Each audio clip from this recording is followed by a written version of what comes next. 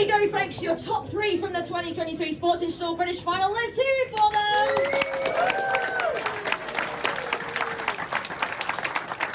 And since he's got the microphone in his hand, let's come first of all to the back-to-back champion. Let's hear it for Dan Bewley, folks. Dan, arriving fresh as we leave. I can see you've got yourself refreshed there, obviously being coloured by Eurosport as well. Dan, what can I say? Back-to-back British titles. You must be thrilled with that.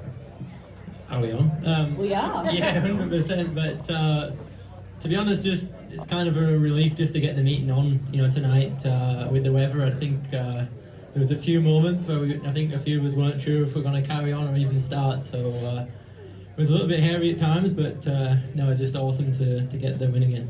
It was. I mean, there was a few moments, I know a lot of us were holding our breath because of the weather this afternoon here in Manchester. How did the track compare at the end of the meeting to how it started here in Manchester? To be honest, by the time we got to the final, I forgot the beginning, so all I knew to do was a berm and to get in it and hold on tight. Well, indeed, that first lap of the grand final, you did have to hold on tight. I don't know if you heard it over the tannoy, but that was the fastest lap ever set at the National Speedway Stadium, and boy, did you look like you were carrying some speed into that corner. It was the fastest ever first lap at the National Speedway Stadium. Sorry, Neil, there you go, fastest ever first lap then. And Neil, if you can still hear me, what time did Dan put in for that? He's gone. I'm sure we'll catch up with him. But Dan, I mean, how does that feel to have that new record? Because you're the track record holder in the National League, track record holder in the Premiership, and now fastest ever first lap. Yeah, who was it who crashed? Maybe I could have got a track record again. Richard Lawson went down on turn number 4, unfortunately. No, but no, I think I put 2 good laps in, and then I had to look behind, and I didn't actually, I could see Stevie, but I didn't know if there was someone right on me, so I didn't want to back off, but at the same time I didn't really want to sit in the berm for another 2 laps. But no, I remember when I got the track record, and it was nowhere near that sketchy. No, indeed. Would you say it was pretty slick compared to that, or was there any grip out there? It was, when I got the track record, it was constant toe everywhere, and it pulled your arms out, but today it was just, having that little bit of a berm, and it was kind of, slick to get on it, but once you did get on it, then it took, so just completely different, and, even compared to normal, I feel like it was like a little bit like ice, and then you just hit the, part of the grippiest track we've seen all season. Absolutely. Now, of course, you're already a Grand Prix regular, so you won't be needing the wild card for the British Grand Prix, but it is the next one on the calendar on the 2nd of September, I think, unless I missed one. Quite a special night for you last year, winning in Cardiff. Do you think you can do that again this year?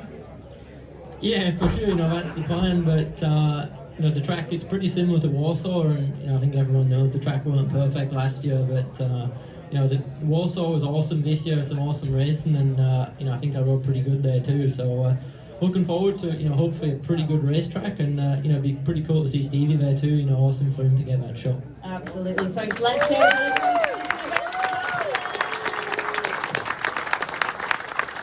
Right then. Well, he's been the British number 2 once before, but I think this is his first chance going to the Principality Stadium in Cardiff. Let's hear it for Steve Worrall.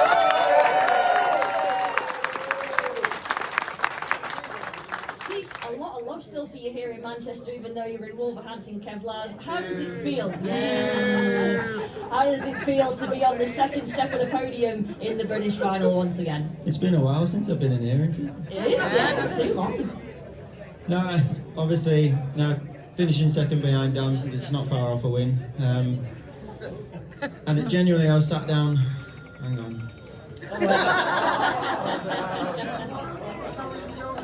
Maybe my name. It's Richie. Hi, Richie. He could have won, never mind. It's Stevie who's off to Cardiff. Finishing second in the British lightweight final, it's not too bad. It's just, if we had 2 more rounds, we still have anyway. No, finishing second behind Dan, it's not far off a win, I think I should be given the win with the weight handicap. Yeah.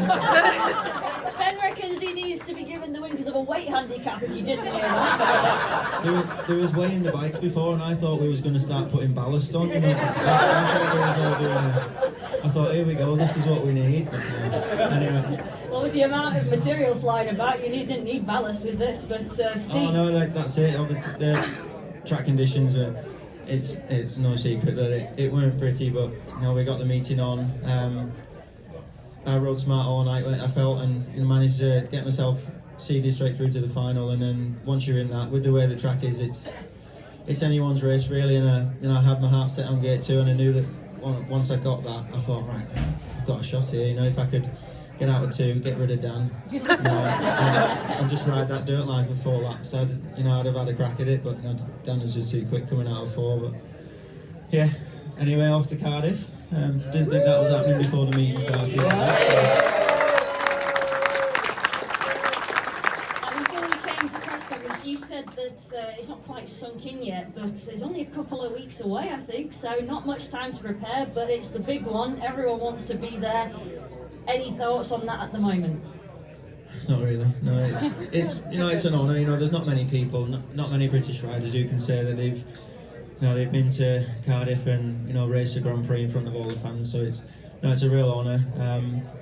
If there's one thing, like I touched on it over here, one thing I'm good at is making gates. So if I can make some starts and bob and weave and get in the way, I'll have a bit of fun. So that's the plan. Oh, Steve, we've enjoyed your company this evening. You've been amazing. We look forward to seeing you in Cardiff. Let's hear it for Steven Worrall.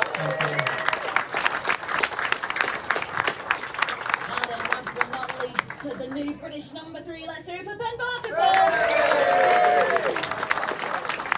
It's been a while since you've seen you on a British final podium. How does it feel to take bronze on the night?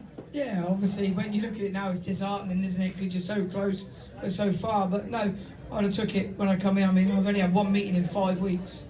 So this is my 2nd meeting in 5 weeks. So I'm happy with the performance. Just wish I was at least 1 more step higher. Absolutely. I mean, Plymouth's been really heavily hit with bad weather, as we saw earlier this evening. So that is a pretty good result for yourself. It must make you feel even better, knowing that, hey, do you know what? I've come out of this slightly rusty. So if this is you not quite race ready, what are you going to be like when you are race ready? Well, I know, I'm still got the love for the sport. I just not been given an opportunity at the top level. So we just have to see what happens. And we're still wanting to ride the bike, and we're still loving it. So we'll see where it goes. Absolutely. Now, you have been on the podium before in a British final, but many, many years ago. I mean, this just proves to your critics, does it not, that you're still very much at the top of your game? Yeah, I mean, tonight was all about getting stuck in. And when the track goes a bit like this, it does suit me a little bit, when it's slick, I do struggle sometimes to find the speed, but when it's a little bit difficult, it comes to me, so I really enjoyed it. Absolutely. I mean, you could kind of tell that there was certain riders who were loving the conditions, certain riders who were maybe struggling a little bit. Yourself, Dan and Steve, all riders who looked pretty much at home, whether it's grippy, whether it's slick, wet, dry. Yeah, the key to a meeting like this is you got to keep scoring points. No last places, just keep scoring points, and obviously it's nice to go straight to the final, but if you've got to go through the semi, you've got to. But I made my first pick in the final, in the semi-final, which was good. And managed to finish 2nd behind Richard, but wasn't really keen on passing him because I knew I was going to get 3rd or 4th pick anyway, so didn't really make a difference. But no, I'm happy with it. You should be. Ladies and gents, let's hear it for Ben Barker. Thank you so much for your company this evening. We really enjoyed having you here at the National Stadium. Thank you all for sticking around.